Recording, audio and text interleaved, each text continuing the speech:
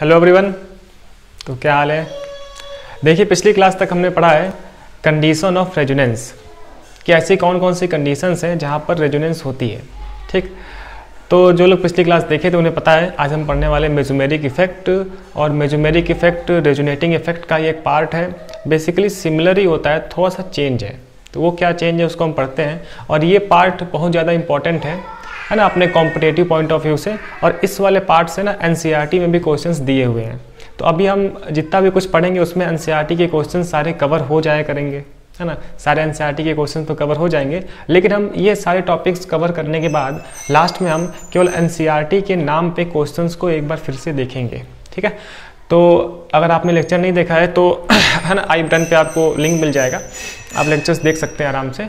And आप कहीं से भी स्टार्ट करके आप लेक्चर देख लें, ठीक, क्योंकि ये बात मैं जानता हूँ कि जो लेक्चर्स बन रहे हैं वो काफ़ी ज़्यादा डिटेल से बन रहे हैं, ठीक है, और काफ़ी ब्रॉडली यहाँ पर चीज़ें हैं। तो जो पार्ट आपको समझना है, आईपीएससी वाला पार्ट पढ़ना है, क्लासिफिकेशन वाला पार्ट पढ़ना है, या फिर आइसोमेरिज्म वाला पार्ट पढ़ना है। दरअसल क्या है कि मैंने एक ही चैप्टर के नाम पे ना ये पूरी प्लेलिस्ट बना रखी है। ठीक, आपको प्लेलिस्ट दिख रही होगी इस वक्त, ठीक है, जिस वक्त आप ये देख रहे हो। तो उसमें क्या है कि मैंने एक चैप्टर के नाम पे इतने सारे वीडियो है ना, लगभग 50 से ऊपर वीडियो। तो आपको लग रहा है कि एक चैप्टर इतना बड़ा है ना, एक चैप्टर में इतने लेक्चर, है ना, तो ऐसा नहीं है। अपना एनसीईआरटी में तो एक चैप्टर लिख दिया है, सम बेसिक प्रिंसिपल ऑफ, है ना, ऑर्गेनिक कंपाउंड एंड टेक्निक्स वगैरह ये सब। तो अपने एक चैप्टर में ना कई सारे चैप्टर इन्वॉल्व हैं। ठीक, तो ये मैं बार बार बोलता हूँ आपको। तो आगे चल के फ्यूचर में ये सारे वीडियोस फिर से अलग से इनके प्लेलिस्ट बन जाएंगे, जिससे कि आपको और भी आसानी हो जाएगी। और फिर इसी में से ये जो वीडियोस है ना, फुल लेंथ के वीडियोस, यहीं से आपको ना 10 मिनट्स के वीडियोस का है ना क्लिप मिल जाएगा डायरेक्ट, जो आपको समझना है उस पार्ट के लिए, है, जिससे कि आप अगर लास्ट टाइम में पढ़ रहे हो ना अगर आप लास्ट टाइम में पढ़ रहे हो तो लास्ट टाइम में आप 10 मिनट्स की वीडियो देख के आसानी से समझ सको। ठीक, तो अगर आप बहुत ही गौर से सोचें ना, तो हमने अभी ना कई सारे चैप्टर्स कवर कर लिए हैं। जैसे कि अपने ऑर्गेनिक वाला जो बेसिक वाला पार्ट है, इंट्रोडक्शन वाला पार्ट, क्लासिफिकेशन वाला पार्ट, तो समझिए यहाँ पर एक चैप्टर खत्म होता है। ठीक, और जब आईपीएससी हमने पढ़ा तो आईपीएससी नेमिंग को लेकर एक चैप्टर खत्म। इसके बाद हमने क्या पढ़ा? आइसोमेरिज्म का पार्ट पढ़ा। तो आइसोमेरिज्म में भी, आइसोमेरिज्म अपने आप में खुद एक चैप्टर है भाई साहब, ठीक है ना। तो आइसोमेरिज्म वाला पार्ट खत्म। ठीक, फिर हमने रिएक्शन इंटरमीडिएट स्टार्ट किया, और ये सारी बातें, दुनियादारी की बातें जो भी हम पढ़ रहे हैं वो सब रिएक्शन इंटरमीडिएट के अंदर ही पढ़ रहे हैं, ठीक है ना। और एक बात मैं पहले भी आपसे बोल रखा हूँ कि ये जो भी लेक्चर्स बन रहे हैं, ठीक है, वो प्योरली 11th पे कंसनट्रेटेड नहीं है, 11th 12th के साथ मिक्सड है। ठीक है, दरअसल क्या है कि थोड़ा सा जो मार्केट है ना बहुत ज़्यादा कॉम्पिटिटिव हो गया है, तो जो लेक्चर मैं रिकॉर्ड कर रहा हूँ वो फ्यूचर को देखते हुए रिकॉर्ड कर रहा हूँ, ठीक है, ये चीज़। तो ये बात आपको ध्यान रखनी है ना कि आप जो पढ़ रहे हो ना वो 11th भी पढ़ रहे हो, 12th भी पढ़ रहे हो, और इसके साथ साथ कॉम्पिटिटिव एग्जाम का भी थोड़ा बहुत पोर्शन हम कवर करते जा रहे हैं, जिससे कि आपकी अंडरस्टैंडिंग और भी अच्छी बने, है ना। क्योंकि अगर एक बहुत ही गरीब बच्चा है ना, बहुत एक बिलो एवरेज का बच्चा है, बेसिक वाला बच्चा है, ठीक है, जिसने आज तक कभी दुनिया देखी नहीं है, जिसे कम समझ में आता है, तो मैं तो मान के ये चल रहा हूँ कि किसी को कुछ भी नहीं आता है।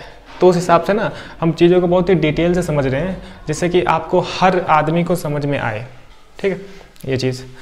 तो फिर से वही सारी बातें कि अभी तक हमने रिएक्शन इंटरमीडिएट पढ़ा, ठीक है। अगर आप देखो तो पहले मैंने क्या पढ़ा है कि रिएक्शन मैकेनिज्म का मतलब क्या है, फिर इंटरमीडिएट पढ़ा, फिर उसकी स्टेबिलिटी को देखा, एक एक इंटरमीडिएट्स क्या होते हैं इसको पढ़ा, ठीक। फिर हम इलेक्ट्रॉनिक इफेक्ट पढ़ रहे थे, तो उसमें हमने आई इफेक्ट पढ़ा।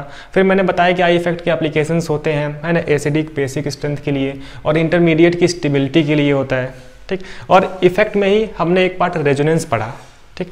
और ये सारे जो भी इफेक्ट है ना, इनका बहुत ही ज़्यादा इंपॉर्टेंट रोल है इंटरमीडिएट की स्टेबिलिटी को लेकर, और एसिडिटी एंड बेसिसिटी को लेकर, कि दो ऑर्गेनिक वाले कंपाउंड्स दिए जाएंगे, किसकी एसिडिटी ज़्यादा, कौन एसिडिक ज़्यादा होगा, कौन बेसिक ज़्यादा होगा। तो कुछ लोग को लग रहा हो कि पता नहीं क्या चल रहा है, इतने दिन से एक ही पार्ट, है ना, इतने दिन से एक ही टॉपिक पढ़ते जा रहे हैं।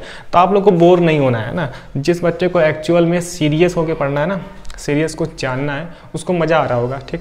ये चीज़ें आपको बाद में बहुत ही ज़्यादा आनंद देगी जैसे आप 12th क्लास में पहुँचोगे, क्योंकि आधी बातें, हमारी आधी दुनिया 11th में ही ख़त्म हो चुकी है। ठीक है ना।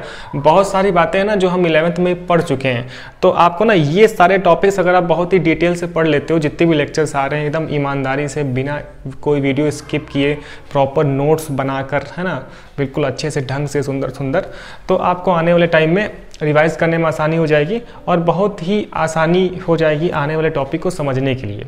इतना फिर प्रॉब्लम नहीं होने वाला है ऑर्गेनिक केमिस्ट्री वाले पार्ट में, ठीक है। और जो भी हम फिजिकल वगैरह पढ़ेंगे फिर इनऑर्गेनिक भी कवर करेंगे, है ना, इन सारे पार्ट को लेकर।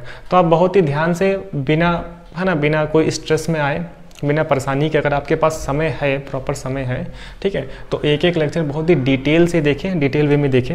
कुछ हिंदी मीडियम के लोग हो सकते हैं तो वो लोग इंग्लिश से ना परेशान हो, क्योंकि ज़िंदगी में ना आगे चल के इंग्लिश ही आने वाली है, ठीक, तो उससे आप परेशान ना हो। और जो इंग्लिश मीडियम के बंदे हैं ना, CBSE वगैरह, ICSE वाले, तो ICSE के लिए भी है ना, ये नहीं कि ICSE में कहीं अलग की दुनिया की बातें आती हैं, नहीं, यही सारे टॉपिक्स आते हैं डिटेल से, ठीक है। तो चलिए सर, फालतू की बातें बहुत हो गई, अब बात करते हैं कि है ना क्या हमें पढ़ना है। तो हम रेजोनेंस वाला पार्ट पढ़ रहे थे और इतने दिन से हमने रेजोनेंस पे जो बातें पढ़ी ना, वो सारी कॉन्जुगेटेड सिस्टम को लेकर पढ़ा।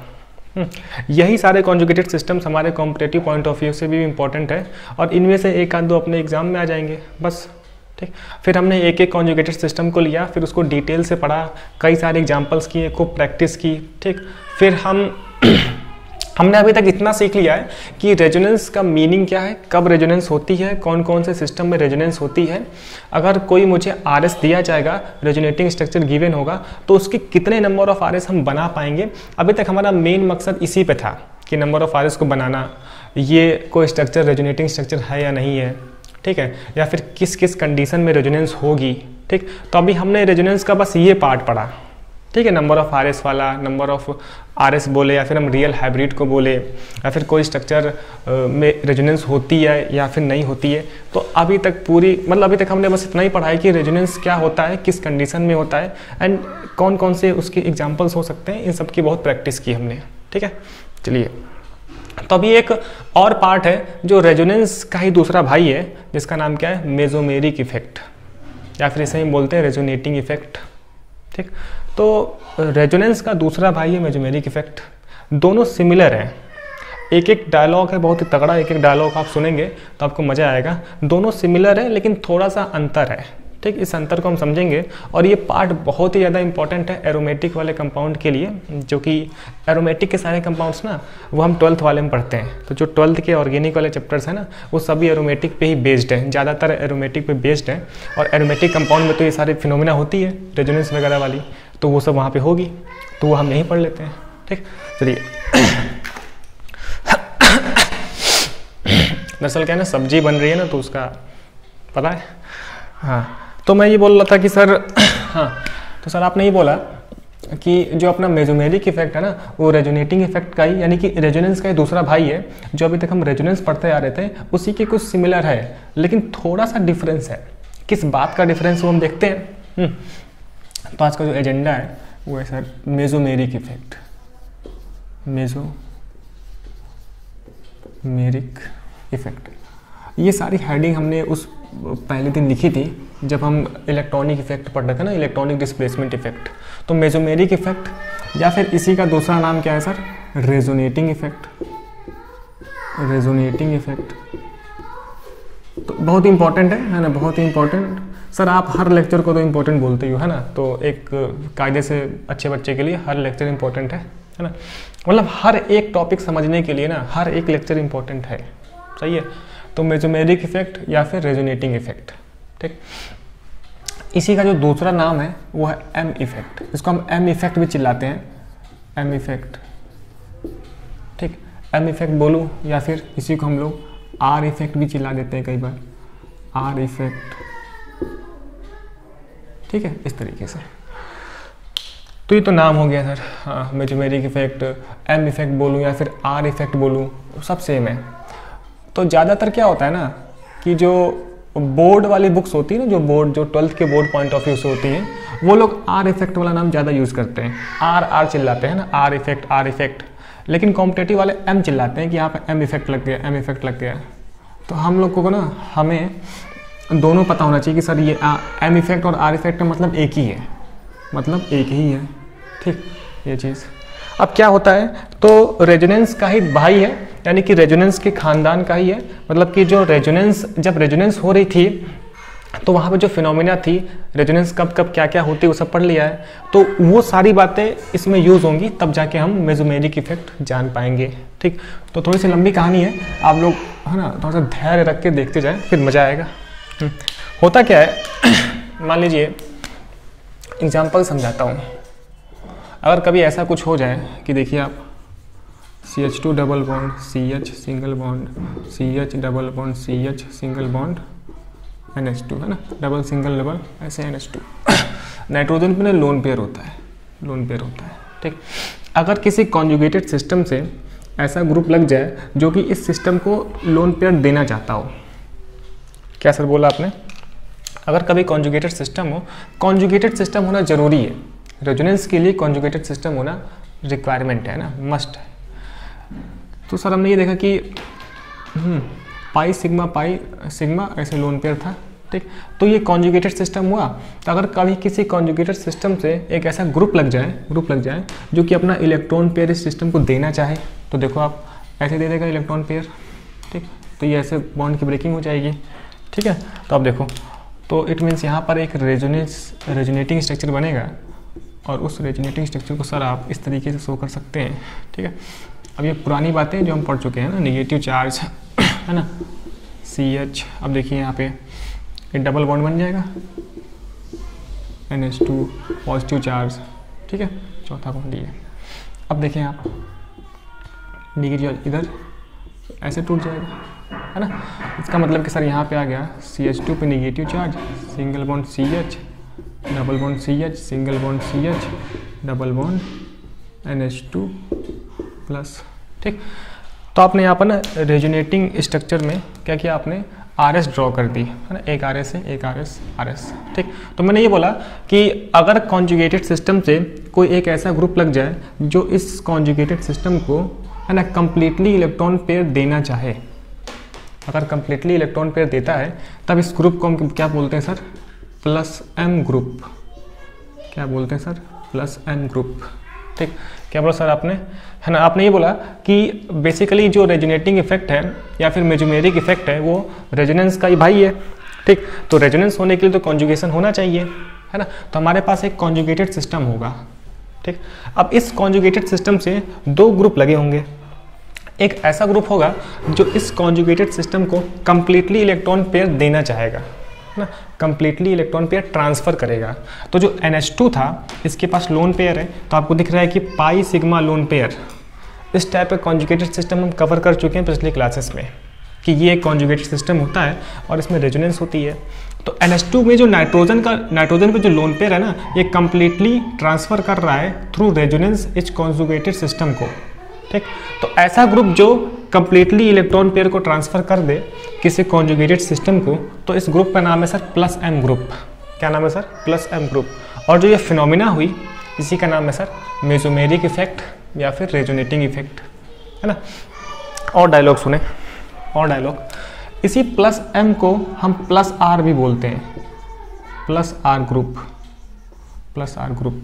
ठीक, अभी रुकिएगा, है ना, एक होल्ड करिए, अभी इसमें एक कहानी और। दूसरा सर ये हो सकता है कि CH2 double bond CH single bond CH double bond CH double single double, है ना, यहाँ से आप NO2 लगा दो, है ना, तो ये पॉजिटिव निगेटिव NO2 का स्ट्रक्चर। अब आप जरा देखें, अब देखें आप पाई सिग्मा पाई, तो पाई सिग्मा पाई वाला कॉन्जुगेटेड सिस्टम है, हम पढ़ चुके हैं पहले। ठीक, तो NO2 ग्रुप क्या करेगा, इस कॉन्जुगेटेड सिस्टम से ना पाई इलेक्ट्रॉन्स को खींच लेगा, ठीक, कैसे खींचेगा देखें आप, क्या ये इस तरीके से बॉन्ड की ब्रेकिंग हो जाएगी, है ना।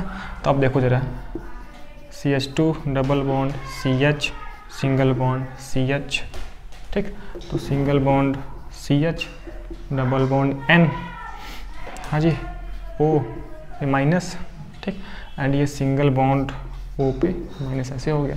तो 1 2 3 4, है ना, 4 बॉन्ड बनाया है, तो पॉजिटिव चार्ज वैसे ही रहेगा। ठीक, ध्यान रखेंगे कि नाइट्रोजन का पॉजिटिव चार्ज, जो नाइट्रोजन का पॉजिटिव चार्ज है, ये कॉन्जुगेशन का पार्ट नहीं है। Pi sigma pi conjugated system है ना। तो इस तरीके से क्या हुआ, NO2 ने इलेक्ट्रॉन खींचा। अब देखिए पॉजिटिव चार्ज यहाँ पे आएगा, हाँ जी, CH सेकेंड कार्बन पे, सेकेंड कार्बन पे, तो पॉजिटिव चार्ज। ठीक, अब क्या होगा, अब इस तरीके से फिर से बॉन्ड की ब्रेकिंग हो जाती है, पढ़ा है हमने। ठीक, तो यहाँ सर होने वाला है, जरा आप देखें तो सर जी CH2 पे plus CH double bond CH, CH double bond N, O पे माइनस, और यहाँ पर O पे माइनस, N पे प्लस। ठीक है, इस तरीके से RS बन गई। ठीक, तो सर क्या हुआ, इस केस में क्या होता है, इस केस में जो अपना ये NO2 ग्रुप है, NO2 ग्रुप एक ऐसा ग्रुप है जो कि किसी कॉन्जुगेटेड सिस्टम से लगा है और इस कॉन्जुगेटेड सिस्टम से इस पाई इलेक्ट्रॉन को खींच ले रहा है, पाई इलेक्ट्रॉन को खींच ले गया। तो ऐसा ग्रुप जो पाई इलेक्ट्रॉन्स को खींच लाए थ्रू रेजोनेंस, इसको हम क्या बोलेंगे सर, -M या फिर -R ग्रुप, -M या फिर -R ग्रुप। तब जो ये फिनोमिना हो गई, इस फिनोमिना का क्या नाम है सर, मेसोमेरिक इफेक्ट या फिर रेजोनेटिंग इफेक्ट। ठीक, चलिए और बताते हैं इसमें। इसका सर ये कुछ आई इफेक्ट जैसा दिख रहा है, आई इफेक्ट जैसा दिख रहा है। ठीक, तो एक बात मैं फिर से आपको क्लियर कर दूं, अगर कोई एक ऐसा ग्रुप जो कॉन्जुगेटेड सिस्टम से लगा हो और इस कॉन्जुगेटेड सिस्टम को अपना इलेक्ट्रॉन पेयर देना चाहता हो थ्रू रेजोनेंस, अगर रेजोनेंस के थ्रू कंप्लीट इलेक्ट्रॉन पेयर का ट्रांसफर हो किसी कॉन्जुगेटेड सिस्टम को, तो उस ग्रुप का नाम क्या है सर, +M ग्रुप। ठीक, और एक ऐसा ग्रुप जो रेजोनेंस के थ्रू किसी कॉन्जुगेटेड सिस्टम से पाई इलेक्ट्रॉन्स को खींच लाए। ठीक है, एक ऐसा ग्रुप जो रेजोनेंस के थ्रू किसी कॉन्जुगेटेड सिस्टम से पाई इलेक्ट्रॉन्स को खींच लाए, तो ऐसे ग्रुप का क्या सा नाम है, -M ग्रुप या फिर -R ग्रुप। और ये जो फिनोमिना हुई खींच लेने की या फिर डोनेट करने की, this phenomena is known as mesomeric effect या फिर रेजोनेटिंग इफेक्ट। ठीक, ये थोड़ा सिमिलर है, किसके सिमिलर है बताता हूँ मैं ज़रा। तो आपको दिख रहा है कि जब इलेक्ट्रॉन पेयर ट्रांसफर करता है ना सिस्टम को, तो वो नेगेटिव चार्ज उस पर आ जाता है ना, नेगेटिव चार्ज। ठीक, आपको पता है कि किसी भी RS होने के लिए जो चार्ज कंजर्व होना चाहिए, तो देखिए यहाँ पे चार्ज कंजर्व भी है। ठीक है, अब देखो यहाँ पे अगर, अब देखें NO2 ग्रुप क्या हुआ, इसने कॉन्जुगेटेड सिस्टम से इलेक्ट्रॉन पेयर खींच लिया, पाई इलेक्ट्रॉन्स को खींच लिया। ठीक, तो जब पाई इलेक्ट्रॉन्स खींच लेता है तब देखिए सिस्टम पे ना इलेक्ट्रॉन की कमी आ गई, देखिए पॉजिटिव चार्ज है ना, पॉजिटिव चार्ज इस तरीके से। ठीक, तो दो काम करवाता है, यानी कि +M ग्रुप क्या करता है कि उस कॉन्जुगेटेड सिस्टम पे इलेक्ट्रॉन डेंसिटी को बढ़वा देता है, इलेक्ट्रॉन डेंसिटी को बढ़वा देता है ना। लेकिन अगर -M वाला ग्रुप है तो इलेक्ट्रॉन खींच के ना कॉन्जुगेटेड सिस्टम पे इलेक्ट्रॉन डेंसिटी को कम कर देता है। देखिए कम कर दिया, पॉजिटिव चार्ज पॉजिटिव चार्ज। ठीक, तो ऐसी फिनोमिना होती है किसमें, मेसोमेरिक इफेक्ट में, है ना। चलिए, तो सर ये बात समझ में आती है कि जब ये फिनोमिना हो जाएगी +M वाला और ये -M वाला, तो इस वक्त इस फिनोमिना का नाम सर क्या है, मेसोमेरिक इफेक्ट या फिर रेजोनेटिंग इफेक्ट। हम इसे +M +R -M -R बोलते हैं।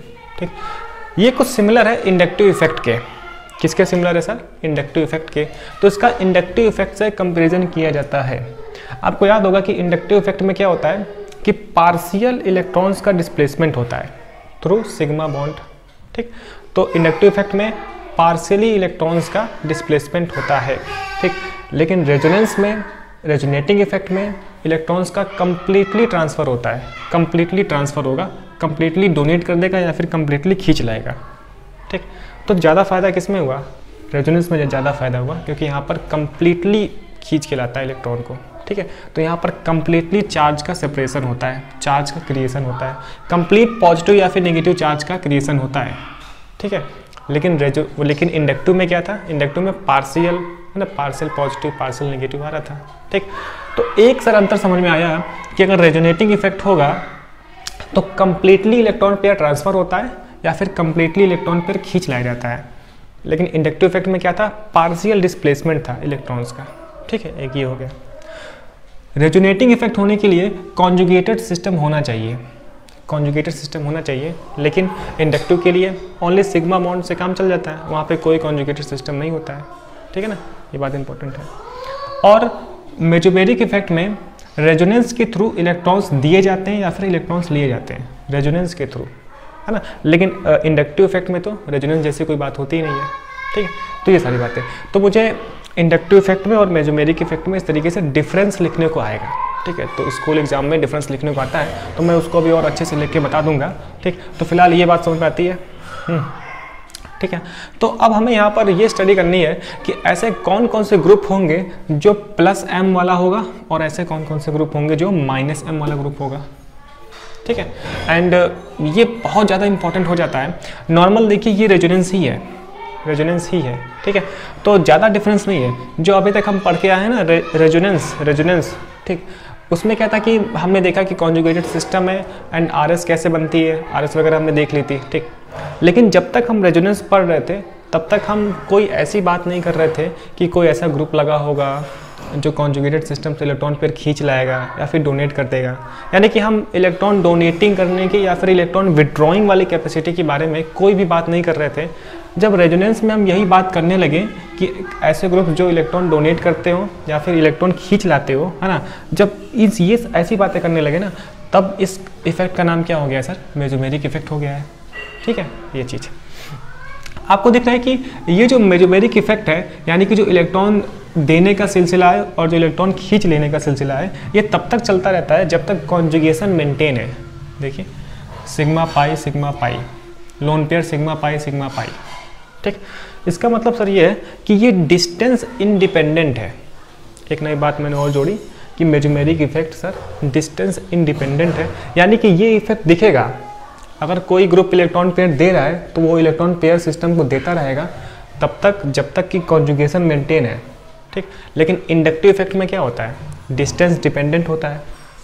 लगभग तीसरे कार्बन के बाद वो इफेक्ट कम हो जाता है ना, इफेक्ट खत्म हो जाता है ना। ये हमने पढ़ा था। अगर कोई ग्रुप इलेक्ट्रॉन खींच रहा है तो खींचता रहेगा जब तक कि कॉन्जुगेशन मेंटेन है। कॉन्जुगेशन मतलब यही पाई सिग्मा पाई, ये यानी कि डिस्टेंस इंडिपेंडेंट है। लेकिन inductive effect sir distance dependent था। तीसरे कार्बन के बाद इफेक्ट बिल्कुल जीरो हो जाया करता है, ठीक है। तो ये डिफरेंस हो गया, अभी उसको हम लिखते हैं। तो फिलहाल इतना आपको समझ में आया। अब हम एक एक बात लिखते हैं और ये समझते हैं कि ऐसे कौन कौन से ग्रुप्स होंगे जो +m की तरह बिहेव करेंगे और ऐसे कौन कौन से ग्रुप जो -m की तरह बिहेव करेंगे। ये सिमिलर है जब हमने +i पढ़ा था और -i पढ़ा था, याद है। तो -i के ग्रुप बहुत ज़्यादा तादाद में थे, लेकिन +i ग्रुप बहुत ही कम थे, ठीक। लेकिन यहाँ पे ऐसा नहीं है, यहाँ पे कुछ +m वाले भी कुछ -m वाले भी हैं, है ना। इस मेसोमेरिक इफेक्ट का बहुत ज़्यादा एप्लीकेशन है। इस सारे इलेक्ट्रॉनिक इफेक्ट का एप्लीकेशन किस में है? रिएक्शन इंटरमीडिएट की स्टेबिलिटी को चेक करने के लिए, ठीक है।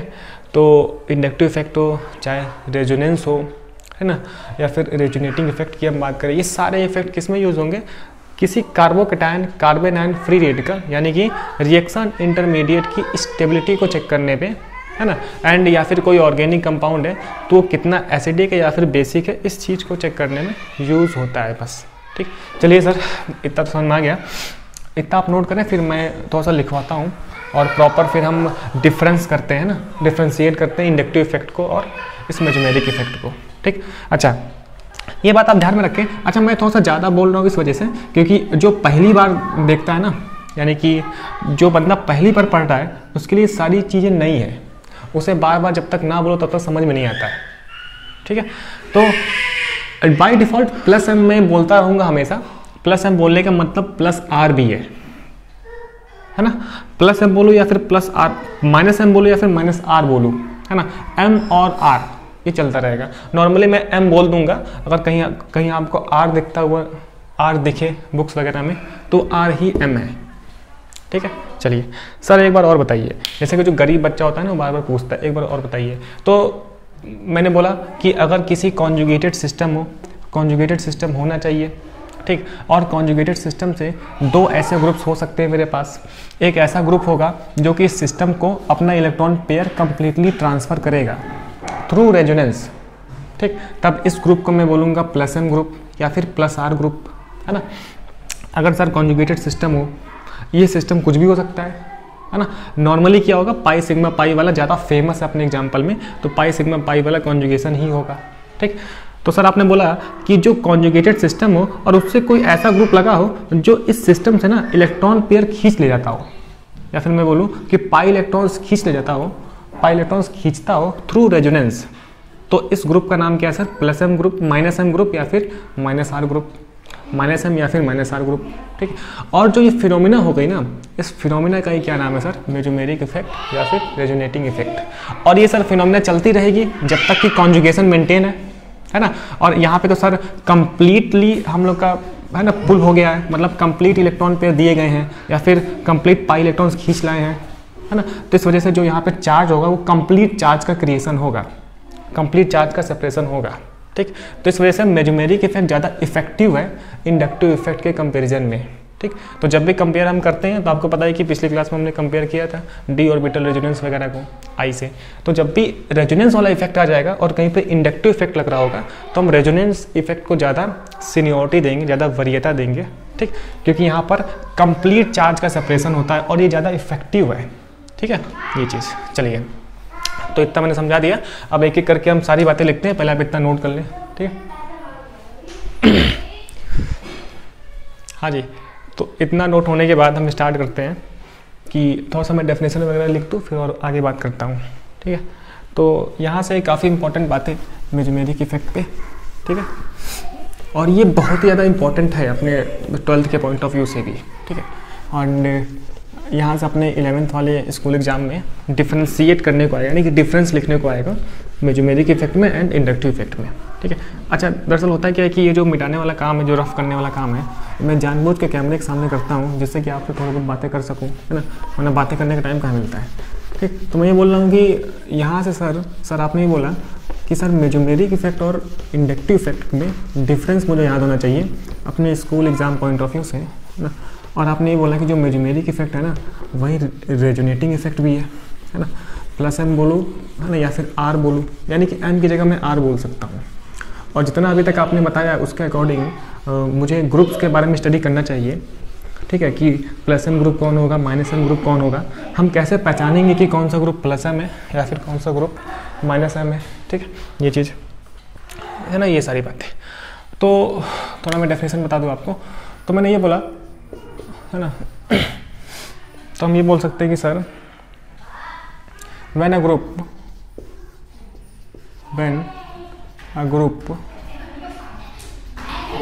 completely transfer a lone pair of electron, when a group completely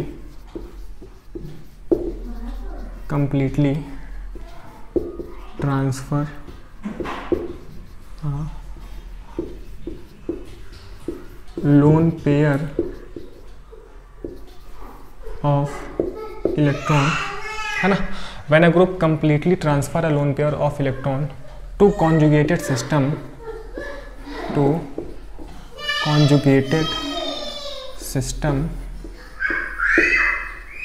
है ना, through resonance,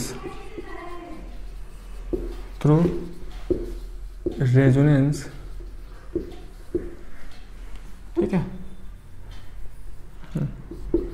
through resonance, then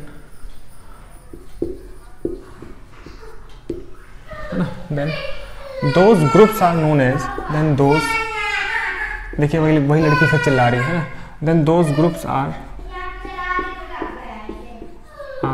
known as, है ना, ट्रांसफर कर दिया प्लस एम या फिर plus R group, plus M या फिर प्लस आर ग्रुप, सही है। अब देखिए प्लस एम का मतलब क्या है या फिर प्लस आर का मतलब क्या है, इलेक्ट्रॉन डोनेटिंग, यानी कि यहाँ पर इलेक्ट्रॉन डोनेटिंग इफेक्ट है, ठीक है, इलेक्ट्रॉन डोनेटिंग इफेक्ट, ठीक। तो अगर कोई ग्रुप ऐसा हो when a group completely transfer a lone pair of electron to conjugated system through a resonance, then those groups are known as plus M या फिर प्लस आर ग्रुप, सही है ना। Similarly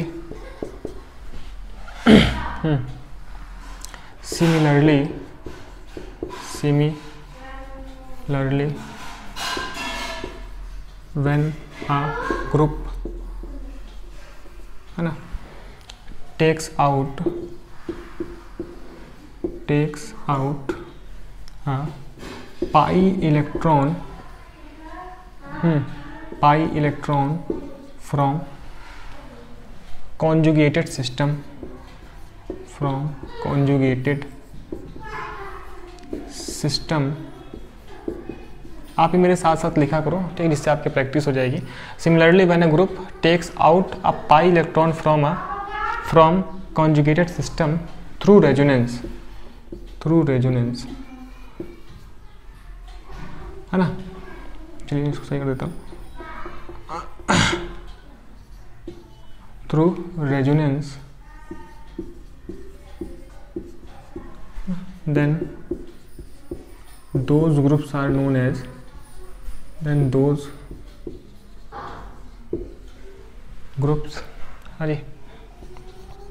are known as minus M या फिर minus R group, minus M या फिर minus R group, ठीक है। मैं जानबूझ कर लिख देता हूँ जिससे कि आपको, मतलब मैं कुछ बोला, आपको कुछ वर्ड क्लिक नहीं किया तो वहाँ प्रॉब्लम होती है। तो आप कितना भी रिपीट करोगे, अगर वो वर्ड आपको समझ ही नहीं आ रहा है तो प्रॉब्लम हो जाती है ना। और फ्यूचर के पॉइंट ऑफ व्यू से भी मैं ये सब चीज़ें लिखते हुए चल रहा हूँ, ठीक।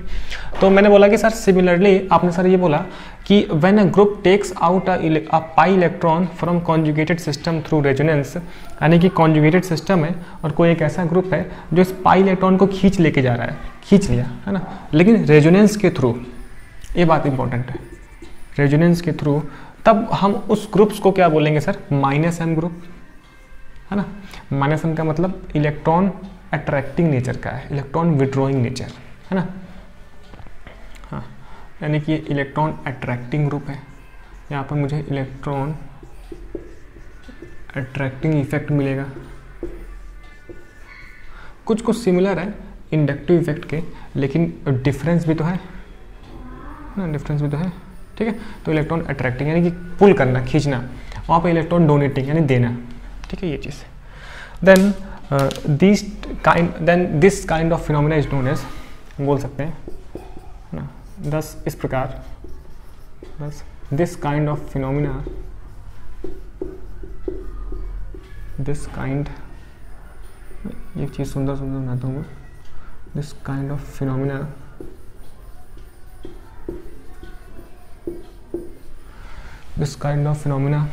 है ना, is known as mesomeric effect, mesomeric effect, ठीक है। देखिए आप थोड़ा सा पेशेंस के साथ ना लेक्चर देखिए। मैं जानता हूँ कि मैं धीमे बोलता हूँ, एक नॉर्मल ह्यूमन आदमी की स्पीड इतनी ही होती है, ठीक है। अब आप चाहे तो, है ना, स्पीड बढ़ा सकते हैं, ठीक है। तो मैं बहुत ही फास्ट बोलने लगूंगा। मेसोमेरिक इफेक्ट या फिर रेजोनेटिंग इफेक्ट, या फिर रेजोनेटिंग इफेक्ट। तो सर अभी तक जो आपने पढ़ा है रेजोनेंस, क्या वो सब बकवास था? नहीं। तो जो अभी तक जो हमने पढ़ा उसका ही यूज़ करके होगा। जो हमने अभी तक पढ़ा ना, वहाँ से डिफरेंट टाइप के क्वेश्चंस आएंगे, लेकिन जो ये हम पढ़ने वाले हैं यहाँ से इस पे एप्लीकेशंस ज़्यादा है ना, इस पार्ट पे एप्लीकेशंस ज़्यादा है। तो अगर एक्चुअल में हम बात करें तो रेजोनेंस का ना ये मेसोमेरिक इफेक्ट वाला ही पार्ट ज़्यादा इंपॉर्टेंट है ना, अपनी ज़िंदगी के लिए, यानी कि अपने सिलेबस के पॉइंट ऑफ व्यू से ये चीज़। तो रेजोनेटिंग इफेक्ट बोलो या फिर मेसोमेरिक इफेक्ट बोलो, आज से सर हमारे कान में, हमारे दिल में ये बस गया है कि मेसोमेरिक इफेक्ट क्या है और रेजोनेटिंग इफेक्ट क्या है, ठीक है, ये चीज़। तो this kind of phenomena is known as mesomeric effect and resonating effect, ठीक है, एम इफेक्ट या फिर आर इफेक्ट, सही है। तो ज़रा इसको आप नोट करें, और नोट करने के बाद हम देखते हैं कि कैसे पहचानेंगे सर, है ना। जैसे कि वहाँ पे आपने बताया था रेजोनेंस में कि कॉन्जुगेटेड सिस्टम्स होते थे तो रेजोनेंस होती थी, है ना। इसमें कैसे पहचाने कि सर कौन सा ग्रुप प्लस एम होगा, कौन सा ग्रुप माइनस एम होगा। अच्छा, एक बात मन में बिल्कुल क्लियर करना है कि प्लस एम मतलब देने वाला, प्लस एम मतलब उसका बहुत ज़्यादा है, परेशान है देने के लिए, ठीक है। तो प्लस एम का मतलब इलेक्ट्रॉन डोनेट करेगा। तो पहले ये बात ना मन में ये चित्र क्लियर होना चाहिए कि प्लस एम का मतलब इलेक्ट्रॉन डोनेट करेगा, भाई सब ले जा, है ना। और माइनस एम का मतलब इलेक्ट्रॉन खींच के लाएगा, माइनस का मतलब गरीब है, माइनस मतलब ज़्यादा है, कुछ भी समझ लो आप, माइनस का मतलब खींच के लेके आएगा, ठीक है। तो अगर खींच के लेके आएगा तो सर उसका नाम है माइनस एम, सही है। तो ये जो टर्मिनोलॉजी है ना प्लस और माइनस वाली, ये थोड़ा सा आपको ध्यान में रखना है। प्लस मतलब ज़्यादा, निगेटिव मतलब कम, समझ लो कम है तो भाई खींच लाएगा सिस्टम से, ठीक है, ये वाली बात। चलिए अब हम देख लेते हैं कि sir inductive effect and mesomeric effect में क्या डिफरेंस है। क्योंकि 11th school point of view से ये क्वेश्चन आ सकता है, फेमस भी है, ठीक है। तो मैंने वैसे तो बोल दिया है, लेकिन एक बार आपके लिए मैं लिख दूंगा बोर्ड पे तो चलेगा, ठीक। तो पहले आप इतना नोट करें, और इतना नोट करने के बाद हम बहुत ही खूबसूरती से आगे बढ़ते हैं और आपको बहुत ही मज़ा आएगा, ठीक है। जो पहली बार पढ़ रहा है, मैं कई बार ये बोलता हूँ, है ना, क्योंकि ये लेक्चर आप जो देख रहे होगे पहली बार देख रहे होगे, ठीक। इस वजह से मैं चीज़ें कई बार ज़्यादा बोल देता हूँ, सही है। नोट करें, फिर हम आगे बढ़ते हैं। हाँ जी, ठीक है। तो मेरे ख्याल से आपको राइटिंग में कोई प्रॉब्लम नहीं होगी, क्योंकि मैं जो लिख रहा हूँ आपको समझ में आनी चाहिए, इसका मतलब कि राइटिंग सही है, प्लस हम लिखा है, ठीक। हाँ जी, आगे बढ़ते हैं और देखते हैं। थोड़ा सा मैं आपसे कुछ और बातें कर लूँ, ठीक है।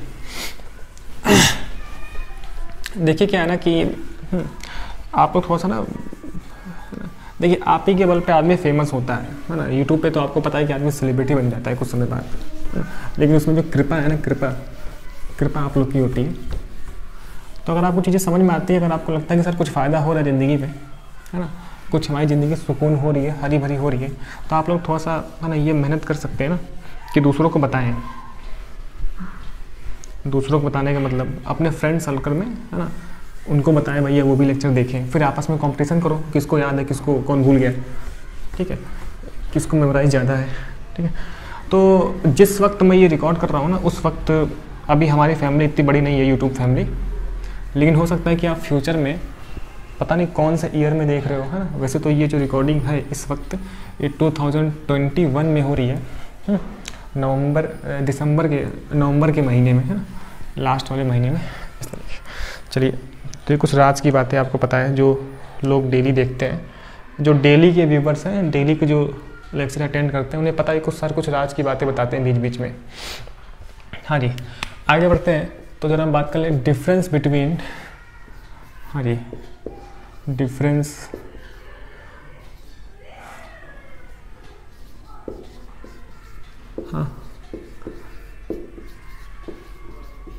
बिटवीन मेसोमेरिक इफेक्ट और रेजोनेटिंग बोल सकते हैं हम, between mesomeric effect,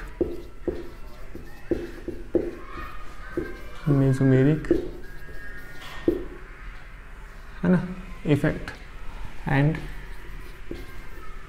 inductive effect, यानी कि I effect and I effect, इस तरीके से, ठीक। तो थोड़ा सा और ऊपर लिखा होता तो जिंदगी में और बाहर होती।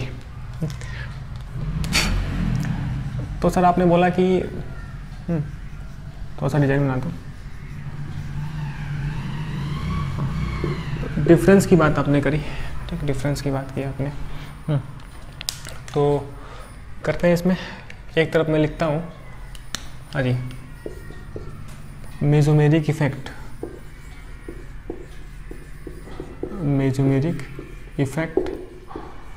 उर्फ एम इफेक्ट, है ना, उर्फ आर इफेक्ट,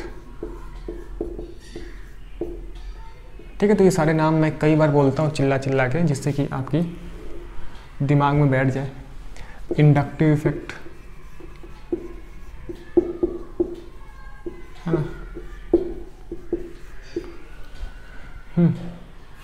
या फिर इसका हम बोल सकते हैं आई इफेक्ट, ठीक है, आई इफेक्ट, ये चीज़। चलिए, तो ये तो हो गई सर बड़ी बड़ी हेडिंग, एंड इस हेडिंग को थोड़ा सा मैं और खूबसूरत बना दूँ, ठीक है जी। ये चीज़ यहाँ पर ऐसे ऐसे, ये चीज़, ठीक। चलिए, अब मैं लिखता हूँ यहाँ पे, सही है। तो मेसोमेरिक इफेक्ट के लिए क्या यहाँ पे कंप्लीटली, है ना, ट्रांसफ़र ऑफ इलेक्ट्रॉन, यहाँ पर क्या होता है सर, कंप्लीटली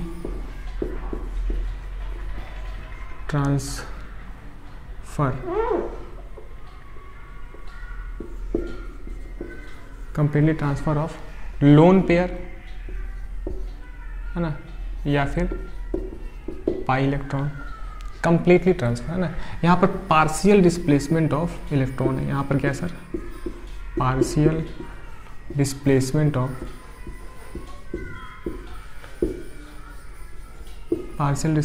ऑफ इलेक्ट्रॉन, ठीक है।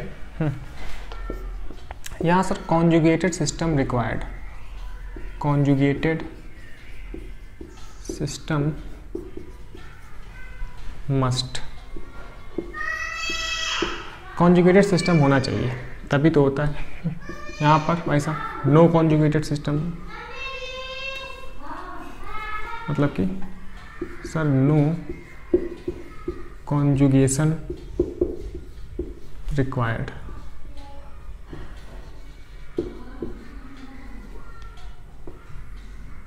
ठीक है जी, किसी भी टाइप के कॉन्जुगेशन की यहाँ पे रिक्वायरमेंट नहीं है ना। यहाँ पे कंप्लीट चार्ज क्रिएशन होता है ना, बोल सकते हैं सर कंप्लीट चार्ज क्रिएशन। यहाँ पर partial charge developed, partial charge develop. ठीक है, पार्शियली चार्ज का डेवलपमेंट होता है। ठीक है, और बात करें यहाँ पर रेजोनेंस रिक्वायरमेंट है यहाँ पे ना, रेजोनेंस है ना, रेजोनेंस रेजोनेंस रिक्वायर्ड। मतलब जब रेजोनेंस होती है तभी पाई इलेक्ट्रॉन खींचता है ना। यहाँ पर किसी भी टाइप की रेजोनेंस की बात नहीं है, मतलब यहाँ पर नो रेजोनेंस है ना, किसी भी टाइप का रेजोनेंस तो होता ही नहीं है। It is a distance independent, distance independent.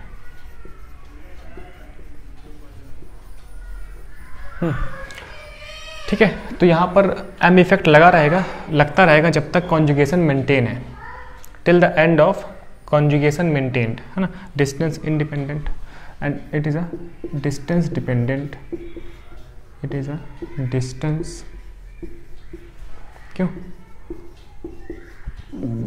Distance dependent and after 3 carbon है ना, एंड पढ़ चुके हैं, and after 3rd carbon it is negligible, it is negligible. ठीक है, स्पेलिंग वगैरह आप देख लेना ये चीज़। तो इतनी सारी मैंने बातें की, तो अगर आपको लिखने को है तो आप बता सकते हैं ऐसे है ना।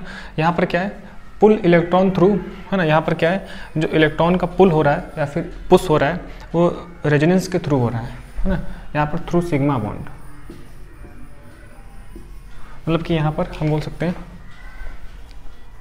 सिग्मा बॉन्ड रिक्वायर्ड है। जैसे यहाँ पर रेजोनेंस की रिक्वायरमेंट है वैसे यहाँ पर sigma bond required, sigma bond required है। ठीक है, तो सिग्मा बॉन्ड के थ्रू ही क्या होता है कि इलेक्ट्रॉन्स का पुल या फिर पुश होता है। ठीक, लेकिन यहाँ पर सर क्या है कि पाई बॉन्ड होना चाहिए। ठीक है, रेजोनेंस होना चाहिए, कॉन्जुगेटेड सिस्टम होना चाहिए। तो ये सारी बातें हैं। ठीक, तो आप यहाँ से ना ये सारी बातें ध्यान रख सकते हैं, और ये इम्पॉर्टेंट है अपने स्कूल है ना, school exam point of view से इम्पॉर्टेंट है। और डेफिनेशन इंपॉर्टेंट है ना, मेजोमेरिक मतलब कि इस टाइप के जो इफेक्ट हैं उनकी डेफिनेशन क्या है, डेफिनेशन ज़्यादा इंपॉर्टेंट है। सही है, तो एक एक पॉइंट आप देख लेना। और पिछली क्लास में हमने इंडक्टिव पे बाकायदा पढ़ा भी, वो डिटेल से है ना, तो आपको यहाँ से रिकॉल भी हो गया एंड ये सारी बातें यहाँ पर हो गई। ठीक, तो इतना बात सर समझ में आता है। इट मीन्स कि जो रेजोनेंस है, जो मेजोमेरिक इफेक्ट है, वो जब तक कॉन्जुगेशन मेंटेन है तब तक होता रहेगा, लेकिन यहाँ पर तो ऐसा नहीं था। ठीक, वही सारी बातें। अब देखते हैं हम सर कि कौन कौन से ऐसे ग्रुप्स हैं, हम कैसे पहचानेंगे कि कौन प्लस एम करेगा कौन माइनस एम करेगा। ठीक, उस पर अब आते हैं। तो पहले आप इतना नोट कर लें, अच्छे से नोट बना लें ना, बिल्कुल रंग बिरंगा, फिर हम बात करते हैं कि आगे की क्या ज़िंदगी है ना।